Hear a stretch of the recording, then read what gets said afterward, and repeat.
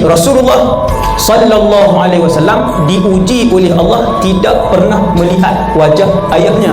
Ayah Rasulullah bukan meninggal ketika Nabi berusia 6 tahun, bukan ketika Nabi berusia 2 tahun, tetapi meninggal ketika Nabi berusia 3 bulan dalam kandungan, lebih kurang. Aminah berkahwin dengan Abdullah, tak sampai setahun Allah SWT tarik nyawa Abdullah ketika Nabi SAW masih berada dalam kandungan ibu dia. Itulah ujian pertama yang dihadapi oleh Rasulullah sallallahu alaihi wasallam. Dewan ni, kita ni dalam dewan ni pagi ni, kalau tanya siapa yang ayah dia meninggal, dia duduk dalam kandungan, memang tak ada lah.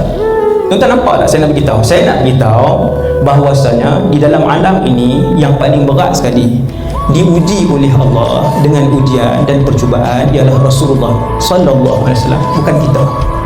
Bukan kita. Sebab tu bila kita ada ujian, rasa lemah, rasa macam tak jumpa jalan keluar, Allah Ta'ala bagi ujian, baca kisah hidup para Nabi dan Rasul. Kita akan nampak kecil je ujian kita. Kita akan rasa kecil saja ujian yang Allah uji kita.